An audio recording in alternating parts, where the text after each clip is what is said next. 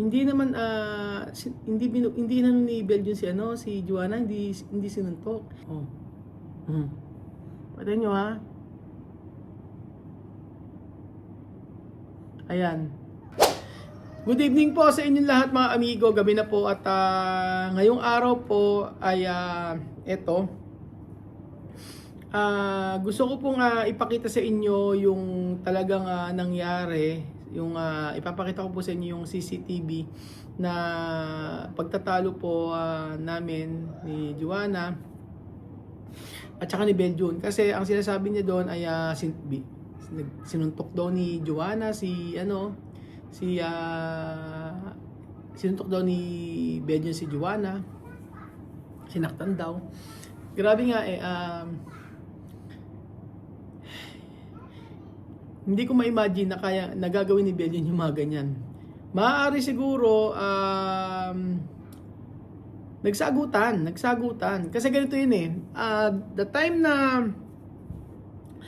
hapon to nangyari yun nag-aaral si Wesley tapos biglang nagpaalam po siya kay Teacher Macy.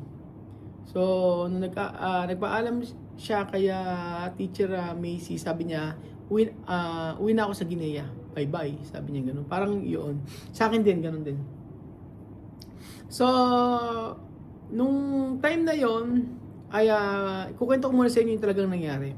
Kasi ang sabing ganun nila Juana, kasi gusto ko silang kausapin nga kasi kung ano ba yung nangyayari, ba't ganyan. Pumunta sila dito sa resort diyan sa nandito, sabi ko mag-usap muna, sabi ko gano'n. Usap muna, kung ano ba, ganyan. So, nung una wala nga akong idea kasi nga hindi ko talaga alam na bigla siya magdedesisyon na uuwi. So, syempre, ang dami niyang mga sinabi sa akin na kesyo dapat ganito, bakit daw hindi nga natutupad yung mga pangako ko, mga ganun. So, doon siya nagagalit sa akin, nagsisisigaw siya. Sinisigaw niya ako yung totoo. Sumisigaw siya, tapos hanggang sa nagalit din ako. Ako din naman ay nagpapaliwanag din naman sa kanya. Pero nung una kalma lang din ako. Pero siya talaga, medyo intense siya, masyadong high blood siya. So, sabi niya kasi sa akin, uwi na raw sila. Sabi ko okay, sabi ko gano'n, pero ang akala ko nga ay uuwi na siya lang ganyan, si Wesley. Si Wesley pala kasama. So, sabi ko kay Wesley, gusto mo na bang umuwi? Sabi niya, oo, gusto ko na umuwi, ganun. Teka, ano ba yung mga usapan namin ni Wesley before? Teka nga. Ang dami kasi niyang account Wesley. Ano nga pangalan ni Wesley? Kalimutan ko na yung pangalan niya. Iba kasi pangalan niya. Ayan.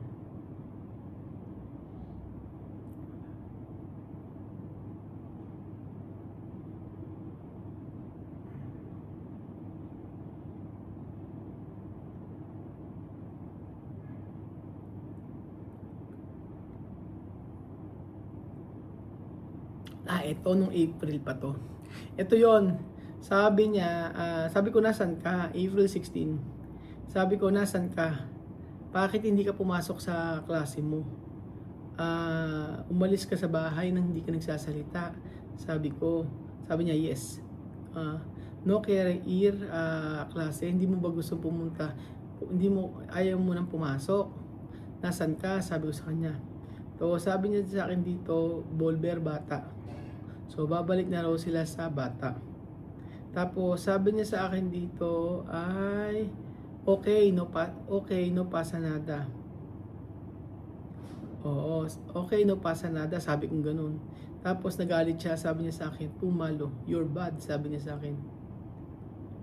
Sabi ko, bakit? Sabi ko, bad daw ako, sabi ni Wesley. Sabi niya, porque, yo no hacer mal contigo. Sabi ko, wala naman akong ginawang masama sa'yo. Sabi niya, babalik ako, Bolber, Bata, sabi niya ganun. Tapos sabi niya, ayun, Ah, saan ba to? Sa eroplano na. Okay.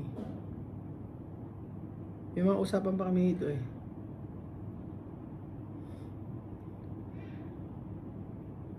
Sabi niya? Firstly, Tia Rosario, dice, hay que aceptar su Facebook. Ay, nag-message ako sa kanya. Tapos alam nyo ba, ang ganda, mo, sabi niya sa akin, nung time na yun, ang sabi niya sa akin, ay, eto,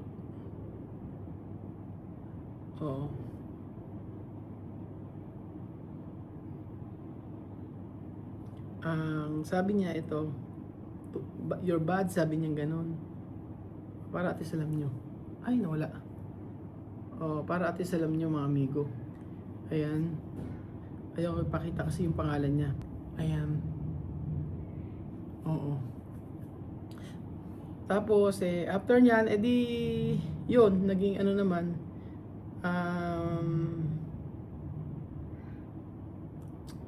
nagpasalamat pa ako sa kanya. After nung sinabi niya gano'n, then okay na, naayos naman na lahat.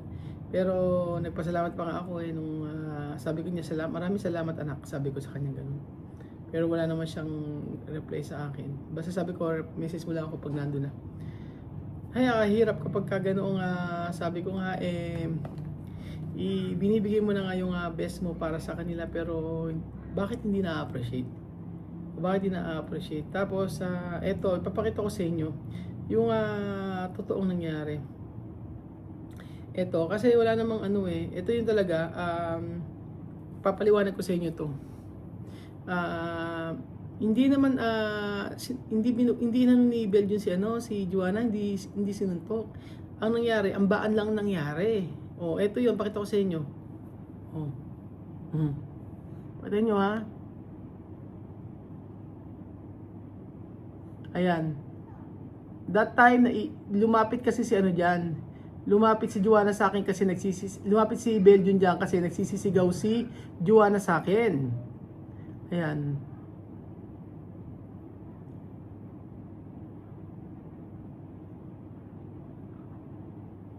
Tingnan nyo ha. Yan, ganyan lang ginawa ni Belgium, yung parang umaamba. Kasi si Joanna po, lakas ng boses. Tapos dinuduro-duro ni Joanna si Belgium.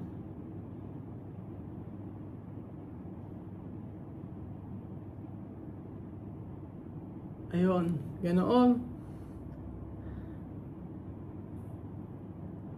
Meron pang ibang video kasi hindi pa naman ako lahat kasi. Etong ano na to, hindi, kaya umaamba-amba si Belgium dito, that time, si Joanna kasi nanduduro. So, nagagalit siya kay Belgium. Una, sa akin galit si Joanna, tapos hanggang sa, para kasing ang feeling kasi ni Joanna is napaka precious niya, parang gano'n, parang ako to, ganito ko, ganyan. Parang ganoon, na feeling na, hindi nagtagumpay yung plano nila. May plano silang mag-ina. Alam nyo kung ano? Sinabihan kasi niya ako na uuwi na sila ng bata. Yung plano, feeling ko lang to ha, pero for sure ito yun Kasi, akala nila yung kagaya ng ginawa ko kay Tia Mami na aamuin ko at sasabihin ko huwag kayong umuwi at sasabihin ko mag-stay ka dito at sasabihin ko na kasi nakita nila yan, alam ko nakita nila yung mga videos na yun na kung saan ay inamo ko talagang nakiusap ako na huwag silang umuwi. Tapos alam nyo, ganun yung ginawa nilang style sa akin, silang mag-ina na that time sabi niya uwi na kami, ganyan kasi hindi mo naman natupad yung pangako namin, sabi niya. Tapos doon kami nagtatalo talaga siya, ang lakas ng boses niya. Tapos tumaas yung boses ko din nung time na sobra na yung mga sinabing masasakit sa akin. Opo, ang dami niyang mga masasakit na sinabi sa akin that time na hindi ko kayang i-take. Sabi ko sa kanya ganun. Kung gusto niyo umuwi, umuwi na kayo. Sabi ko sa kanya, kung gusto niyo umuwi, umuwi na kayo. Wala namang problema. Sabi ko. Tapos ang gusto pa niya ay umuwi agad kinabukasan. Ganoon mga amigo, gusto niya agad umuwi kinabukasan. Tapos sabi ng ganun nga ni Lenlen, next week na nga umuwi Friday kasi ang hirap ng ticket. Ganon, bubuk pa, kailangan may preparation. Ayaw nila. Hindi, i-book mo agad kami. So, nagulat sila na ng gabing-gabi ay balisa na siya. Actually, lasing siya nung gabi. Nung kausap ko, at ang sabi niya ganun ay, hindi, i-book mo kami. Pinipili niya i-book agad. Binook nga namin ni Kuya Bed, nagkamali-mali nga eh. Tapos po, mga amigo, that time na binook, ay sabing ganun, uwi na agad kami ha, sabing ganun. Hindi ko sila pinigilan. Ang sabi ko lang, sige, uwi kayo, sige, umuwi kayo, walang problema sa akin. Oo, pero mas maganda sana, ang suggestion ko lang, maganda sana kung si Wesley ay iwanan mo dito para makapag-aral. Kasi di ba yun naman ang hindi ko, iiwanan ko yung anak ko sa'yo? Sabi niya, hindi ko iiwanan ang anak ko sa'yo. Sabi niya ganun. Ba't ko iiwanan ang anak ko sa'yo? Sabi niya. Sabi ko, Wesley, gusto mo bang maiwan dito? Hindi, sasama na ako. Sasama ako dyan, sabi niya. Magkasama kaming uuwi. Sige ka ako, okay naman. Ikaw naman pala, gusto mo din naman umuwi. Di yun, nabili ng ticket. Tapos kinabukasan, si Wesley, sabi niya, ayaw niya umuwi. Nung gabi, nakausap niya sila. Sabi gano'n eh. Sabi niya, Daddy, hindi naman pala gusto umuwi ni Wesley. Anong hindi gusto umuwi? Siya nagpupumilit na umuwi. Sabi niya, kaya ang alam ko, yung tactics sila na pipigilan ko, pero hindi ko pinigilan na talagang yung please, yung ilang beses ako makikiusap, ganyan. Hindi, kasi si Wesley nagsabing gusto niya nang umuwi din kasama si Joanna. Di yun, nung time na nabook ng ticket, kinabukasan, ayaw nang palang umuwi ni Wesley. Sabi niya sa akin, yung nanilan daw niya ang gustong umuwi, silang dalawa. Silang daw ang nagdidesisyon, gano'n. Kasi kapag daw hindi niya inaccept or kapag hindi niya, ayaw niyan, bigyan mo lang kay Billy. Kapag hindi niya sinang-ayun yung nanay niya, kasi kilala ko yun eh. Lagi niya sinasang-ayunan yung nanay niya para makuha niya rin yung gusto niya. Kasi pag hindi niya sinang-ayunan yun, hindi siya ubra sa nanay niya. Oo. Takot siya sa nanay niya. Oo, ganun po. Kaya yung video na to mga amigo, yan yung time na walang sakitan na naganap. Inambaan ni Beljun, pero ganun lang yun. Para kasi na-high blood na si Beljun kasi that time, dinuduro-duro ako ni Joanna, pati si Wesley. Sabi ko, walang respeto tong mga to. Sabi ko sa kanila, walang respeto to. Grabe yung dinuduro ako. Kaya kung ano yung mga sinabi sa akin. Tapos nung time na sumugod si Beljun, at pinagtatanggol ako ni Beljun, sabi ko, ito pa nagalit pa ako kay Beljun. Sabi ko, Beljun, umalis ka dito. Hindi ikaw ang kausap, kami magkausap. Sabi ko, walang problema, mag-uusap lang. Sabi ko, umalis ka na dito. Nasigawan ko pa si Beljun kasi sabi ko, pinapalalapan niya yung sitwasyon. Sabi ko, hayaan na kami na mag-uusap. Sabi ko sa kanyang ganun. Okay na. Siguro, lang sa akin si Kuya Benji na bakit ako ginagano ni Joanna at ni Wesley. Sabi ko, wala naman si Billy, andun sa aming kabila din. Nakaano lang sila. So, yun yung totoong nangyari. Ang sabing sasaktan. Ba't sasaktan ni Benji si Joanna? Di ba? Wala sa personality niya yun. Yun nga. Kaya, sabi ko, yun yung mga pinapakalat ni Joanna na sinaktan siya. Hindi totoo yun. Hindi totoo yun. Tapos, sabi nga nun walang nagsusumong kay Lenlen si Joanna ng gabi. Sabi niya, walang respeto kasi Beljun. Sinabihan ako na ganito, Kasi sinabihan ni Beljun ng mga kung ano din masasakit na salita. Totoo naman. Kaya lang, sobra kasi yung mga sinabi ni Joanna sa akin, tsaka sinabi niya sa akin. At tsaka totoo naman din yung mga sinabi ni Beljun. Parang 'di ba? Parang di ba yung buhay naman nila dun sa buhay doon nila doon, hirap naman talaga sila. Ano yung kinakain nila? Ano ba yung buhay nila doon? Nagkatrabaho ng anak niya, 'di ba? Tapos nung andito naman sila, lahat naman na nabigay naman sa kanila. Kaya lang yun nga, itong pinapakalat ng mga, ito yung videos na akala sinaktan si ano. Kaya sabi ko nga po hahanapin ko pa ibang mga videos kasi ito lang yung na-copy alam ko mayroon pa na kay ano, na kaya tatanong ko kay Lenlen kung kasi mahaba ito mahaba yung lahat ng mga, basta yung buong sabi kong video, nakaupo lang ako, nakikinig lang ako sa kanila, ano ba gusto mo, ano mangyari, ganyan. Puro ganun sabi ko nga, unang-una, kalma lang ako kasi sabi ko matatapos din naman yan, ganyan lang naman sila, madaing sila. Na meron lang na hindi mo magawa sa kanila, nagagalit na sila. Or meron lang silang hindi mo na napagbigyan, nagagalit na sila. So, ganun siya. Kaya sabi ko nga po, mga amigo,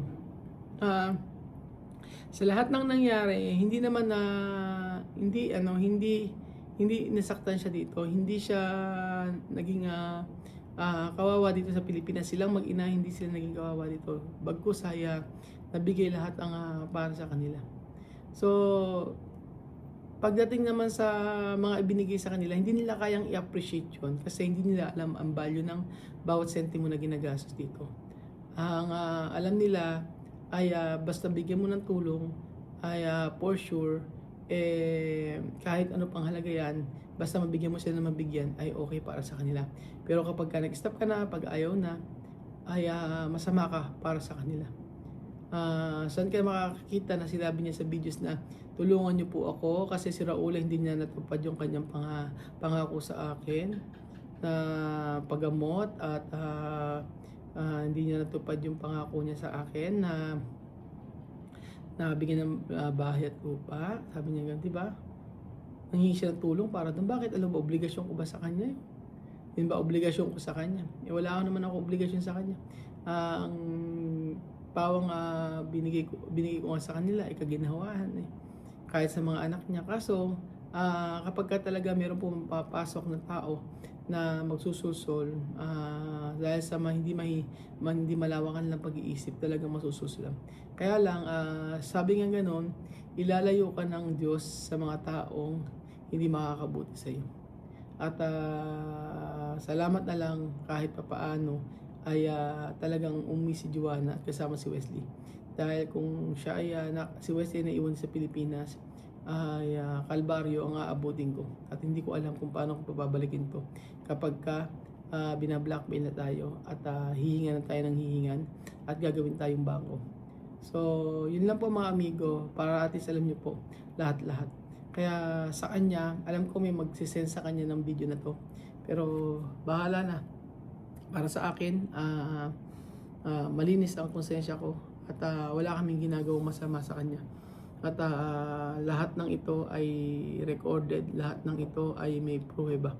Kaya kung ano man yung mga nangyari, ay magsasabi lang kami ng katotohanan para at least lahat tayo ay alam ang katotohanan. Salamat po mga amigo at God bless po.